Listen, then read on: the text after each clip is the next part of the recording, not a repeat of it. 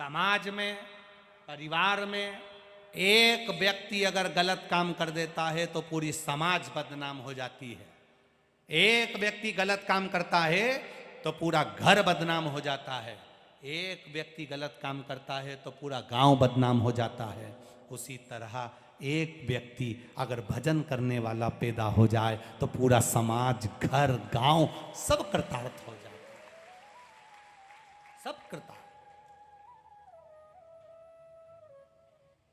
3, जिस गांव में रहते हैं उस गांव को कोई बर्बाद नहीं कर सकता। 3, पहला, पतिव्रता धर्म को पालन करने वाली नारी।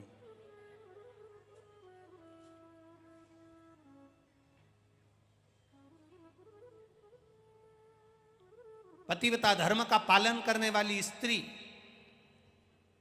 जिस गांव में रहती है उस गांव को कोई बर्बाद नहीं कर सकता। दूसरा,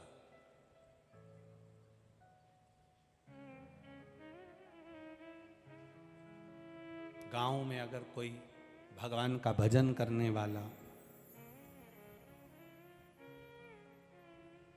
स्मरण करने वाला, भगवान की भक्ति करने वाला गांव में रहता है, उस गांव को कोई बर्बाद नहीं कर सकता। और तीसरा, कोई सत्पुरुष जो दूसरे के दुख को देखकर दुखी हो जाए, दूसरे के सुख को देखकर सुखी हो जाए, दूसरे के दुख सुख में शामिल खड़ा मिलता है, ऐसा सत्पुरुष जिस गांव में रहता है उस गांव को कोई बर्बाद नहीं कर सकता। ये 3 हमारे गांव की रक्षा कर ले, गांव की रक्षा कर। जिस गांव में से गाय माता को एक रोटी भी नहीं मिले, गाय, जिस गांव की गाय भूखी रहे, दरवाजे दरवाजे पर फिरने वाली गाय अगर एक रोटी भी प्राप्त नहीं करती, उस गांव की दशा बिगड़ने में देरी नहीं लगती। जिस गांव के दरवाजे पर गाय भूखी ना रहे, जिस गांव के दरवाजे पर किसी भी द्वार पे से एक रोटी भी अगर गौ माता को मिल रही है, वो गांव बर्बाद नहीं हो सकता। उस गांव में कभी बड़ी बीमारी प्रवेश नहीं कर सकती, वो गांव बचा रहता है।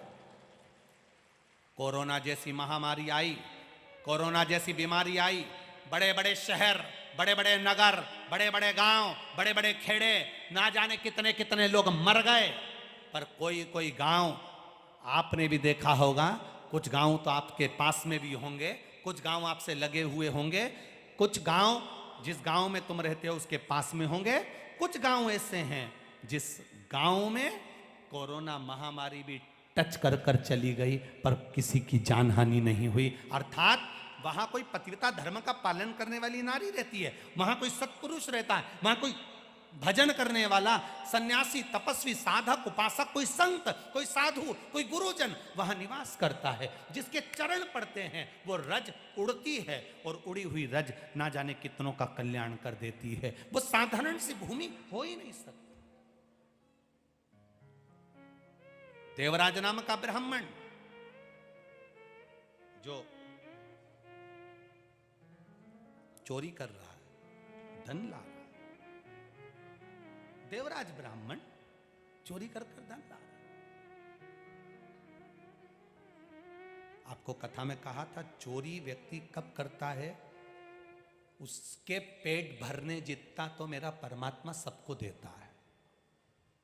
यहां जितने आप लोग बैठे हो ना, सबके पेट भरने की जवाबदारी, जो कथा में आए नहीं आए, जो सुने नहीं सुने, सबके पेट भरने की जवाबदारी उस परमात्मा के पास में है। व्यक्ति चोरी कब करता है? पेट भरने के लिए व्यक्ति चोरी नहीं करता, पेटी भरने के लिए व्यक्ति चोरी करता है। पेट भरने तक की जवाबदारी उस परमात्मा की है। मैं पेट भर दूंगा, तेरा पेट भर दूंगा, तुझे भूखा नहीं सोने दूंगा, तेरा पेट भरने की जवाबदारी मेरी है, तो चिंता मत करना।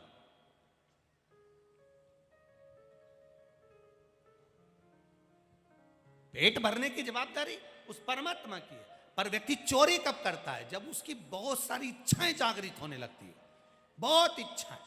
अभी